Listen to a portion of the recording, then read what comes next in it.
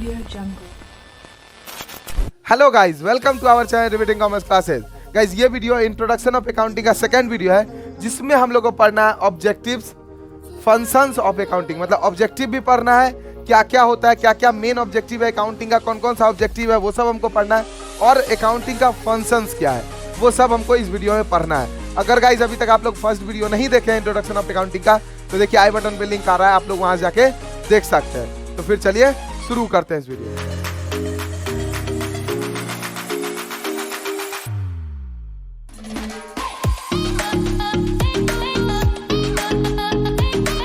तो गाइस चलिए अब हम लोग कुछ ऑब्जेक्टिव समझ लेते हैं कि आखिर अकाउंटिंग का ऑब्जेक्टिव्स क्या क्या है।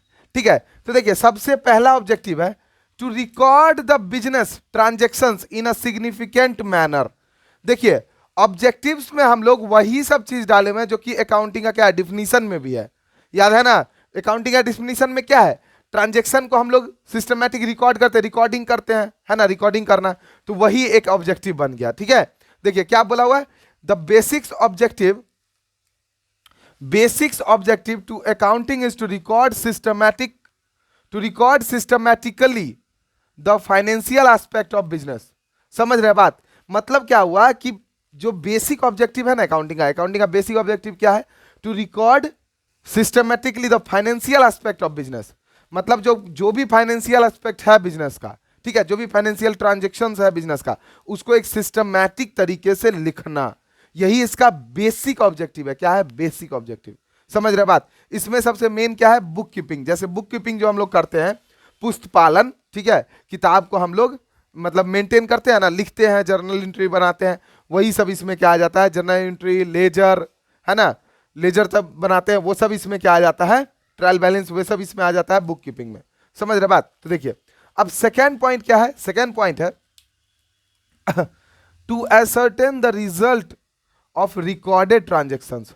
जो भी रिकॉर्डेड ट्रांजेक्शंस है उसका रिजल्ट को हम लोग को क्या करना है, उसका रिजल्ट निकालना है। समझ बात, इसमें क्या आता है, इसमें प्रॉफिट एंड लॉस अकाउंट आ जाता है। ठीक है, इसमें देखिए इसमें क्या आ जाएगा, इसमें आ जाएगा आई profit and loss account, P&L account. ठीक है, और इसमें आ जाएगा बैलेंस शीट। समझ रहे बात, देखिए इसमें क्या बोल रहा है, to ascertain the result of recorded transaction. जो भी ट्रांजेक्शन हम लोग रिकॉर्ड किए हैं उसका हम लोग को रिजल्ट निकालना पड़ता है, मतलब ऑब्जेक्टिव ही है रिजल्ट निकालना। समझ रहे हैं, देखिए profit and loss account they are prepared by accountant. जो अकाउंटेंट होते हैं हमारे, वो क्या करते हैं, प्रॉफिट एंड लॉस अकाउंट बनाते हैं। क्यों बनाते हैं, क्योंकि हम लोग को प्रॉफिट या लॉस पता चल सके। जो बिजनेस हम किए उस बिजनेस से मेरा कितना प्रॉफिट हुआ, मेरा कितना लॉस हुआ, ठीक है, वो सब हम लोग को इसमें पता करना पड़ता है। To find the result, result क्या है, वही प्रॉफिट या लॉस पता लगाना ही रिजल्ट है।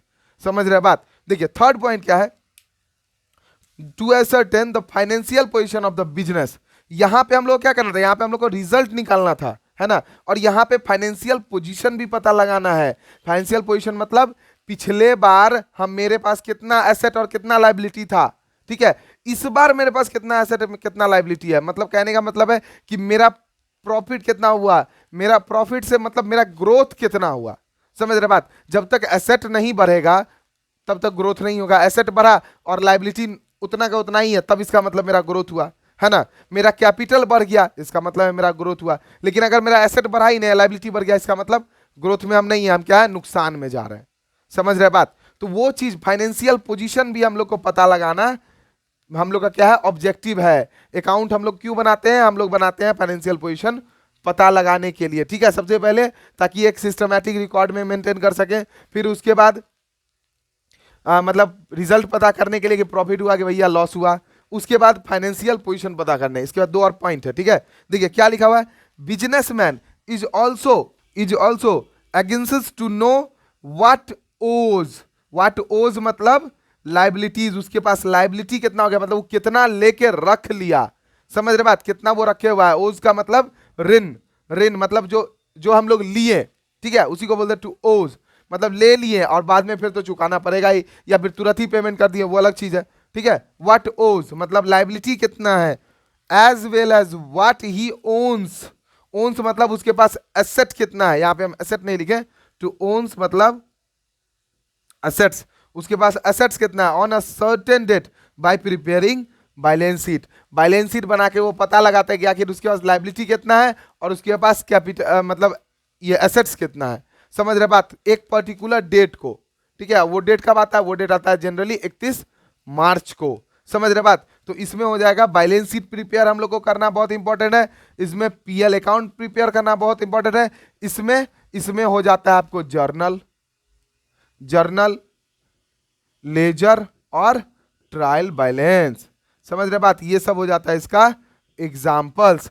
और देखिए इसमें क्या था, फाइनेंशियल ट्रांजेक्शंस है ना, फाइनेंशियल ट्रांजेक्शंस को ही हम लोग, बिजनेस ट्रांजेक्शंस को ही हम लोग क्या करते हैं, सिस्टमैटिक वे में रिकॉर्ड करते हैं। अगर आपको बिजनेस ट्रांजेक्शन नहीं समझ में आ रहा है, देखिए आई बटन पे लिंक आ रहा है और हम सारा आई बटन का लिंक डिस्क्रिप्शन बॉक्स में भी डाल देंगे, आप लोग वहां से भी जाके देख सकते हैं, ठीक है। तो गाइस चलिए अब इसको मिटाते हैं, अब हम लोग अब इसके आगे वाला देखते हैं। तो गाइस आइए अब फोर्थ देखते हैं। फोर्थ में क्या है, to communicate the information to the users. Users दो टाइप का होता है, कौन कौन, एक होता है इंटरनल और एक होता है एक्सटर्नल, जैसा कि हम फर्स्ट वीडियो में बता चुके थे, ठीक है। तो यूजर्स को हम लोग क्या करना होगा कि हम लोग को इंफॉर्मेशन कम्युनिकेट भी करना होगा, ठीक है। वही चीज लिखा हुआ है, देखिए क्या लिखा हुआ है, accounting aims to meet the information needs of the decision makers.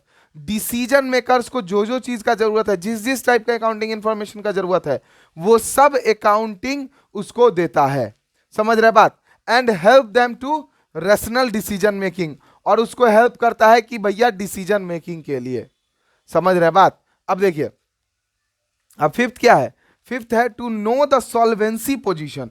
अब ये सॉल्वेंसी पोजीशन क्या है, सॉल्वेंसी पोजीशन का मतलब होता है कि लॉन्ग रन में, मतलब कितना दिन तक बिजनेस चलेगा, किस समय बिजनेस ठप होगा। समझ रहे बात, शॉर्ट रन में कितना चलने वाला है, शॉर्ट रन को बोलते हैं लिक्विडिटी पोजीशन। शॉर्ट रन में जो बिजनेस चल रहा है, मतलब हम किस तरीके से लायबिलिटी का पेमेंट करेंगे, शॉर्ट रन में हम कितना पेमेंट कर पाएंगे, उसको बोलते हैं लिक्विडिटी पोजीशन। और लॉन्ग रन में जब हम लोग कितना दिनों तक, मतलब लॉन्ग टर्म लाइबिलिटीज को, या लॉन्ग रन में हम कितने दिनों तक लाइबिलिटी क्रेडिटर और मतलब कि क्रेडिटर और को पेमेंट वेमेंट करते रहेंगे, उस हिसाब को पता लगाने को क्या बोलते हैं, सॉल्वेंसी पोजीशन, ठीक है। और हम लोग कैसे, मतलब कब जाकर के, मतलब बिजनेस आगे जाके ठप होगा या नहीं होगा, वो सब चीज हम लोग इसमें पता लगाते हैं, ठीक है। तो देखिए, bye preparing balance sheet management not only reveals what owes, मतलब बैलेंस शीट पता लगाने से सिर्फ हमको ये नहीं पता चलता है कि मेरा लाइबिलिटीज कितना है और मेरा एसेट्स कितना है, उसके साथ साथ बाय द इंटरप्राइज को, but also it gives the information regarding liquidity position. Liquidity position के हिसाब से हम लोग को पता चलता है, and also solvency position. Liquidity position नहीं पता लगाते हैं और सॉल्वेंसी पोजीशन नहीं पता लगाते हैं, और किस समय में मेरा बिजनेस ठप होगा, ये भी चीज हम लोग पता लगाते हैं, ठीक है। चलिए अब हम लोग कुछ फंक्शंस को देख लेते हैं। तो गाइज अब हम लोग समझते हैं फंक्शंस ऑफ अकाउंटिंग, ठीक है। तो यहां देखिए, यहां पे मेन 5 फंक्शंस ऑफ अकाउंटिंग दिया हुआ है, जो कि सबसे पहला क्या है, मेजरमेंट। मेजरमेंट का मतलब क्या हुआ, मेजरमेंट का मतलब हुआ कि पास्ट परफॉर्मेंस को, जो भी हम लोग पहले जो भी काम किए उसको हम लोग क्या करेंगे, मेजर करेंगे, और अभी के फाइनेंशियल पोजीशन से उसको हम लोग तालमेल करके पता लगाएंगे कि पहले क्या था और अब मेरा बिजनेस क्या है, ठीक है। तो देखिए क्या लिखा हुआ है, accounting measures past performance of the business entity and represent its current financial position. मतलब यही हुआ कि पहले जो भी काम हम किए, जो भी पहले हम अकाउंटिंग बना के रखे, ठीक है, वो अकाउंटिंग और अभी जो हम लोग बना रहे हैं वो अकाउंटिंग, दोनों को क्या करते हैं, मेजर करके फिर पता लगाते हैं कि आखिर अभी का मेरा पोजीशन क्या है, ठीक है, समझ गए। तो देखिए सेकंड क्या है, फॉरकास्टिंग। सेकंड है फॉरकास्टिंग। फॉरकास्टिंग का मतलब क्या होता है, फॉरकास्टिंग का मतलब होता है कि फ्यूचर देखना, ठीक है, इन फ्यूचर क्या होने वाला है, वो चीज को अगर हम लोग देखते हैं तो क्या बोलते हैं उसको, फॉरकास्टिंग। तो वही चीज लिखा हुआ है, क्या लिखा हुआ है, it helps in forecasting future performance and financial position by using accounting past data. जो भी पहले अभी तक जो भी हम लोग डाटा बना के रखे हैं, उस डाटा से क्या होता है, हम लोग पता लगाते हैं कि फ्यूचर में कैसे क्या चलने वाला है, कैसे क्या होने वाला है, ठीक है, वही सब चीज हम लोग पता लगाते हैं, उसी को क्या बोलते हैं, फॉरकास्टिंग। फॉरकास्टिंग भी बहुत बड़ा मेन फंक्शन है अकाउंटिंग का, ठीक है। थर्ड में देखिए, थर्ड क्या है, डिसीजन मेकिंग। डिसीजन मेकिंग का मतलब क्या हुआ कि हम लोग पता लगाते हैं, मतलब है कि डिसीजन मेक करते हैं। जैसे कि हम लोग को मान लीजिए कि अकाउंटिंग बनाए और किसी भी तरीके का कोई प्रॉब्लम हुआ या कोई भी बात हुआ, तो उसको हम लोग क्या करते हैं, वहां पे जाके डिसीजन मेक करते हैं अकाउंटिंग देख के कि ठीक है कि इतना लेबर को रखना है या नहीं रखना है। अगर मेरे पास मान लीजिए कि अगर प्रोडक्शन कम हो रहा होगा और लेबर मेरे पास बहुत ज्यादा होगा, तो वो अकाउंटिंग बता देगा कि आपके पास लेबर ज्यादा है और आप वहां पे लेबर में कम एक्सपेंस कीजिए। समझ रहे बात? तो वही चीज है, डिसीजन मेक हम लोग क्या करते हैं, वही अकाउंटिंग देख के ही करते हैं। तो देखिए क्या लिखा हुआ है, it provides relevant information to the users of accounts to make rational decision.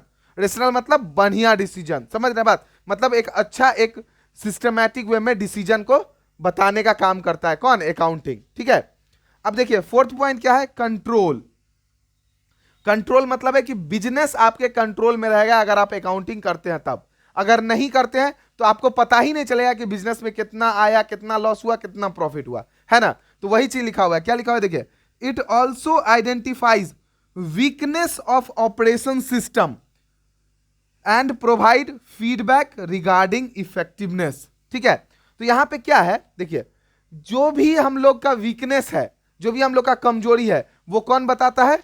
वो कंट्रोल होने से अकाउंटिंग बताता है। अगर अकाउंटिंग में मेरा कंट्रोल रहेगा तभी बिजनेस बता पाएगा, तभी बता पाएगा कि आपके बिजनेस में कमजोरी कहां पे है, आपके बिजनेस में कहां पे ज्यादा लॉस लग रहा है।